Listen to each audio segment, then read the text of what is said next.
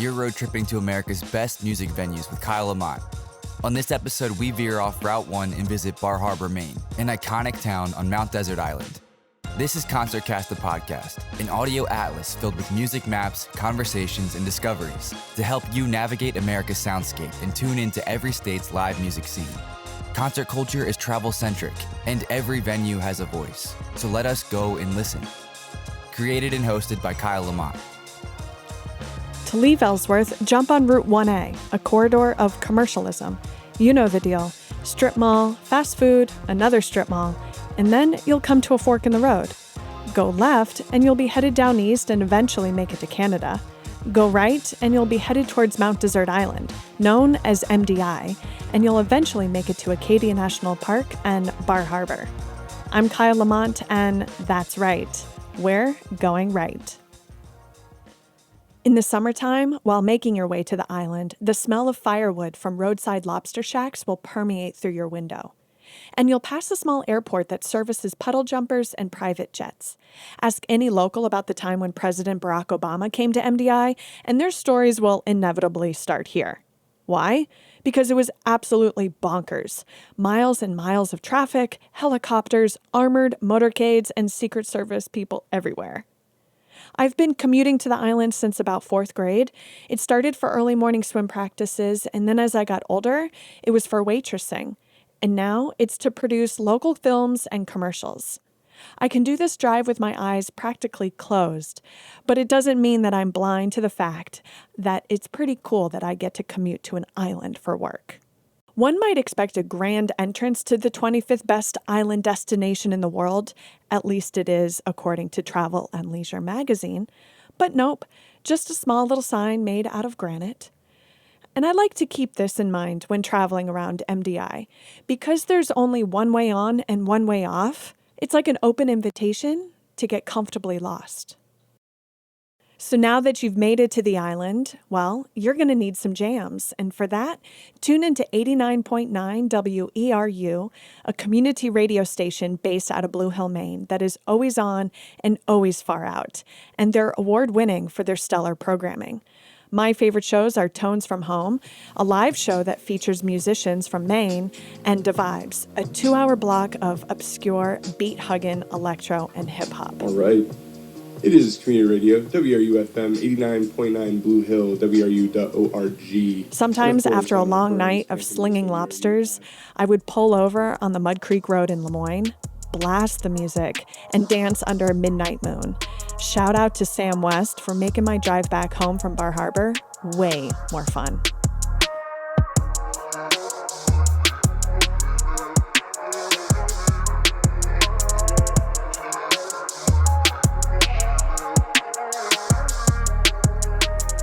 Rusticators have been traveling to the island since the 19th century to revel in the beauty and boundless activities that are offered here. Today, the rustication continues, but in droves. On July 5th, 2019, a record 37,000 visitors came to the island. That's about the size of Cape Cod. The quaint town of Bar Harbor is experiencing over-tourism, where travelers are flooding popular places and wreaking havoc on the local infrastructure. Underneath the picturesque landscape here, there's a housing crisis going on, where people are buying up so many rental properties, which is jacking up prices and icing out locals. And the overbearing presence of monster cruise ships dropping anchor in a working harbor is, needless to say, distressful. However, I can tell you that there is subculture here and so many hidden gems.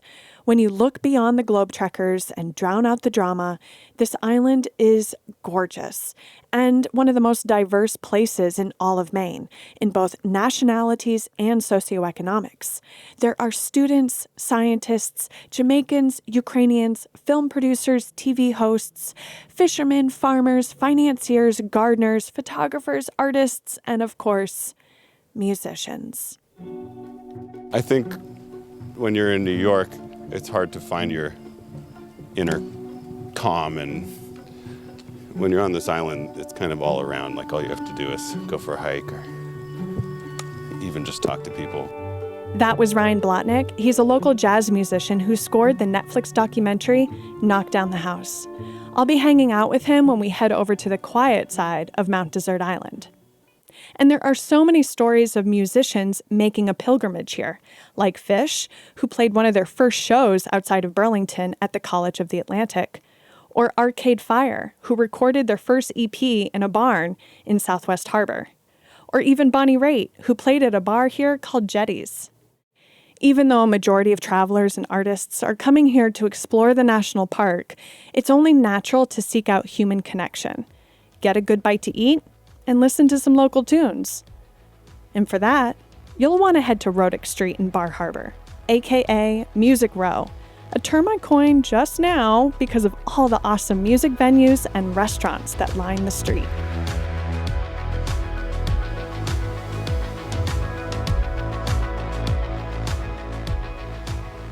The Lompoc Cafe is halfway down Rodick Street, nestled in an urban garden. When you walk in, you're greeted by a large owl carved out of wood. There's a bocce ball court to your right and plenty of seating. Inside, it's very cozy, ceiling-to-floor pine wood and a low-key bar. The place has garnered a reputation for having the best live music around. Touring bands play here, as well as a bunch of locals. There are poetry nights and dance parties. Its small stage packs a punch, and you wouldn't think it, but the venue has come a long way. We bought this building. It was a rundown building on a side street, and we've probably spent a lot more time dealing with the police, with noise complaints. That's Doug Mafucci. He founded Lompoc Cafe, and without trying to, also founded Atlantic Brewing Company, New England's finest craft beer maker. At first, Doug had a tenant in the space, but that only lasted for 1 year. Now you know the first rule of real estate is, if you don't use it, you lose it. So Doug and his partner John decided to run the place for themselves. So our whole premise was like, we're not going to be serious, get it running, don't do anything big. Let's have beers that no one ever heard of, food no one ever heard of, have a little fun. After just getting it running on the fly, it was an instant hit, this place. We had customers came in, what's this Lompoc place? What's this going on here? The Lompoc is named after a W.C. Fields movie. Oh, that was part of when we first started out. We said, this whole joke about running this place for a year, let's give it a name. We wanted to give it a name that was not nautical or typical. Right. And we sat in the corner there and just sort of had a couple of beers and started thinking about names. And one of the buddies there, Dave, said he started reciting, like imitating W.C. Fields. And he said, "Oh, Lompoc Cafe." It was like this W.C. Fields was describing that in some movie, The Bank Dick. And we heard the name, we all started laughing. And since we all started laughing, I said, well, that's our focus group. We're laughing, it sounds silly, let's call it that. And the name, it's not mellifluous, but it sticks in your head. Lompoc, Lompoc. And so it worked. I heard people, in town say, I'll meet you at the Lompoc. We attracted sort of a bohemian clientele that wanted to hear different kind of music. And the musicians came to us. They started walking in and saying, we like to play in this venue. It's a neat venue. We want to play here. It was simply a nexus of interesting bar food, interesting beers, and it brought in interesting music. And the clientele was already interesting. It got more interesting. If you could fit a 5-piece band in there, which they did, in a 6-foot by 6-foot space, you were welcome. And we had, there were these Ukrainians who came into town for like 3 weeks, and they were a really tight Ukrainian band, and were playing old Ukrainian favorites I never heard, but they were wonderful. And they packed it in here. We had people waiting outside on the street, listening to the music in here. In a place like Bar Harbor, it became the spot to be, to sit down and talk about all that you've done during the day. They called it their third place. Their whole vacation, they had outdoor activity, lobster dinner, and then come to the Lompoc for music and hanging out. And Lompoc proves that no matter your background, music makes people gather. A couple guys, insurance guys in their suits, next to a guy who just got off work, next to a mason, next to a person on vacation who was, director somewhere, and then just the mix and the conversations you hear, people would immediately interact with each other across every socioeconomic line you can imagine. So they had the space, the atmosphere, and the music. It was only a matter of time before the beer started happening. I went out to visit my brother and sister-in-law out in Seattle, again, about 20 years ago. The ladies went out, and my brother-in-law said, do you want to go to a brew pub? And I said, what's a brew pub? That became one more new layer of the Lompoc. Interesting beer, homemade beer, live interesting music, and it just all tied together. Eventually, Doug made the choice to focus on the beer and move to a bigger location at the head of the island. Today, the owner of the Lompoc is James Pike. He prizes live music and has upheld the avant-garde atmosphere here. But Doug is never too far from where it all started. I love coming by here and seeing, the night scene going on and the music playing and thinking that just by some chance, 20-something years ago, we sort of evolved into this thing and now it's an entity that just keeps on going.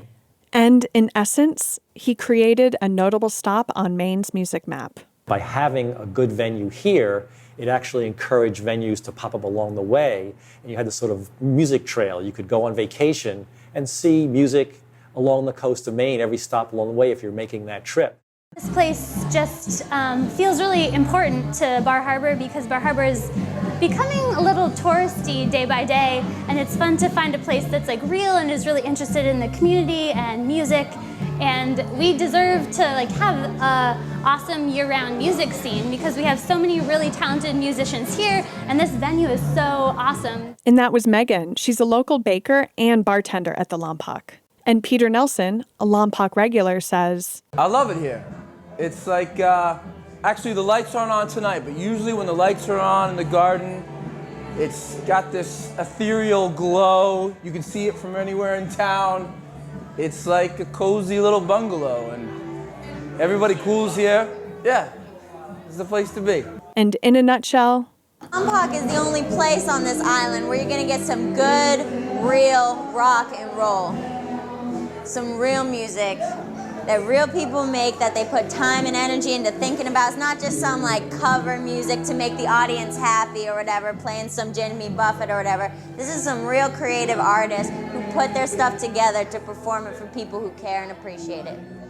But they also have the prettiest bartenders in town, no question. the Lompoc Cafe is the last bastion for local subculture on Mount Desert Island. And in the summer of 2020, look for a subtle change in pace. Pike is switching up the place a bit and turning it into a cafe and bookstore. Lots will stay the same, but he's swapping out late-night barflies for breakfast eaters. But don't you worry, there will still be live music. From the front door of the Lompoc, please allow me to backtrack to Cottage Street, where I would be remiss not to mention the Criterion Theater. It was opened in 1932 by bootleggers. The Criterion is one of only 2 Art Deco-style theaters in Maine. For years, it was the place to be, to catch a vaudeville show or a movie, or to get a drink in a former speakeasy. I've even heard that there are still underground tunnels. Over the years, though, the Criterion star waned a bit, and about a decade ago, it actually closed. But in 2014, a nonprofit bought the old theater and restored it to its former glory. Today, its interior still dazzles. Head there for a movie, or you might even catch an awesome concert by the Wailers, or David Crosby, or Arlo Guthrie. Up next, we make our way to the Annex, Rodick Street's newest venue. A forager finds a family secret on the forest floor. From producer Kyle Lamont and director Jim Piccarello comes The Mushroom Hunters, a modern-day fairy tale made in Maine on Mount Desert Island. GoodToGoStudios.com to watch the trailer and more. It's a tranquil winter day in Bar Harbor, but sort of eerie without the steady hum of travelers walking around. I park in the vacant lot and ready myself to meet up with Jenn Young. She's the co-owner of Side Street Cafe and Thrive Juice Bar. Together with her co-owner and husband, Jeff, they're repurposing an old house that was once a Mexican restaurant called Miguel's into a speakeasy-style bar and venue called the Annex. I see her in the middle of the chalky room from all the drywall, and she's answering a text or email. I patiently wait and take in my surroundings, while also trying to calm down a bit. To me, Jenna is a triple threat, and therefore a tad intimidating. She's a compassionate mom, an active community member, smart businesswoman, and very good-looking. If you eat at Side Street Cafe, the restaurant she owns next door, chances are she's bussing your table and asking about your meal. An unusual practice from an owner, but for her, a way to stay connected to her town and in touch with both customers and her staff.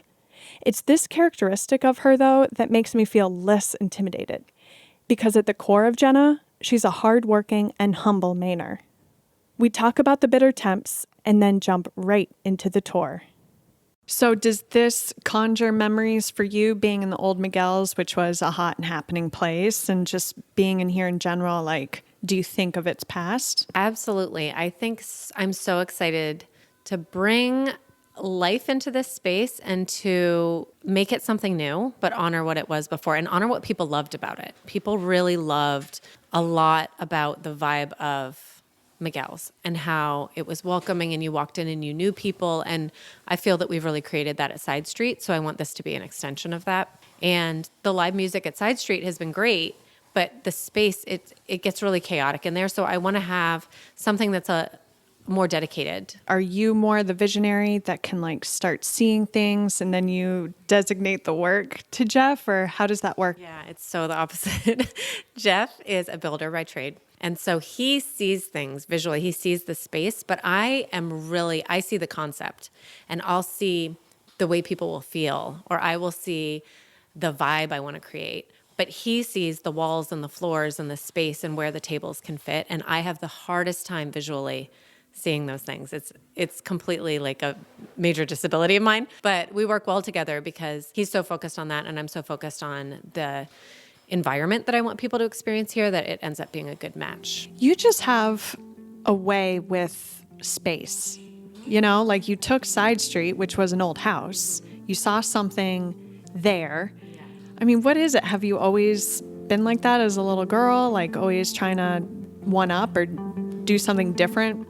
I've always been obsessed with trying to improve year by year, day by day, always be one step better. The biggest strength that I have when it comes to space is my husband, Jeff, because he is the builder and he is the anything is possible man. Whereas I will look and say, but what if? He says, no, we can. He'll see a solution. And when he finally gets me on board, I look at the space and say, oh, I can feel this. I can feel that people will appreciate this. It's serving a need in our community. And that's where I start to get motivated. So we don't start any businesses that are kind of played out. And we had the opportunity to open this Annex and just very simply make it more side street seating. And I said, this town doesn't need more side street. We've done that. Let's make this feel different. Let's feel the need of live music. Let's make this feel like a special space that doesn't already exist. So this has been a fun space to pull together because all of these beams were dark wood and the walls were pretty dark too. So simply the only thing we've really done in this space is paint it and it feels drastically different. And then we have our stainless light fixtures coming in and different floors and all of that. It'll feel like a very great space. We think it's really important to make this space feel different and new because there's such this connection to what it used to be. But they'll be honoring their predecessors. Found old Miguel's margarita glasses in the kitchen, and we'll pull those out and have that be homage to the Miguel's before us. And we were talking earlier just how Bar Harbor in general, or the island, sort of could be better at live music. I have visited cities that do live music so well. You know, you go to New Orleans and there's live music everywhere. You have to try to not find live music. I think that we have some ordinances in our town that make it very difficult to have music and make it a deterrent for businesses to do so. They have to jump through quite a few hoops.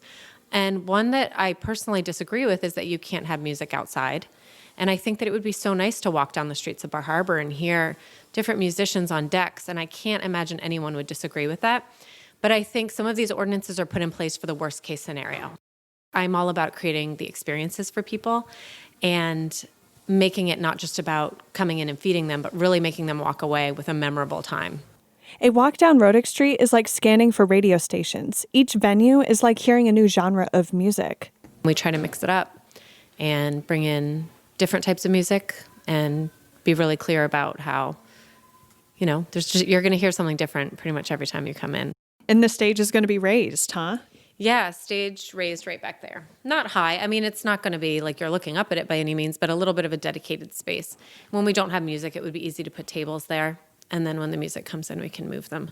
And that's great that you've already consulted with like 2 top guys in the island that know their music and know venues. Yes. Yeah, they play all around. And they're people who they're musicians who've been so consistent for us and people who I think really understand what we are all about.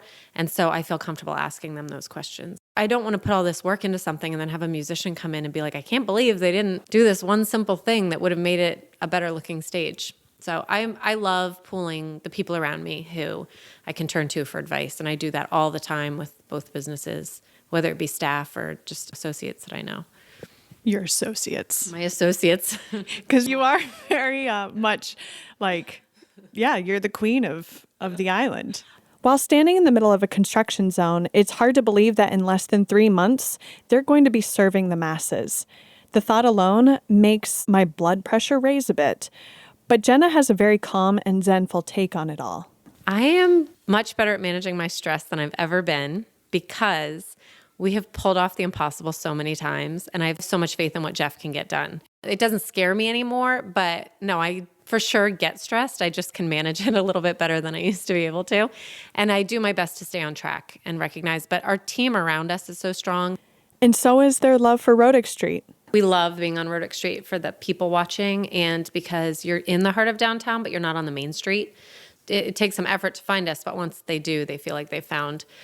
Rodick Street is my favorite. Obviously, I'm biased, but such great, diverse food.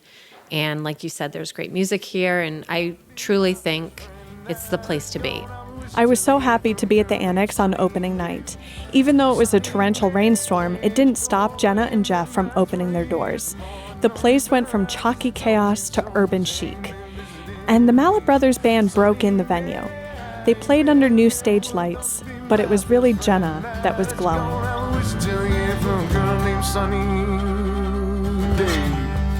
The last stop on Music Row is Dog and Pony, a very fun outdoor dance club. It's at the top of Rodick Street, and this is where you raise the roof, get low, or skeet skeet, whatever the kids are saying these days.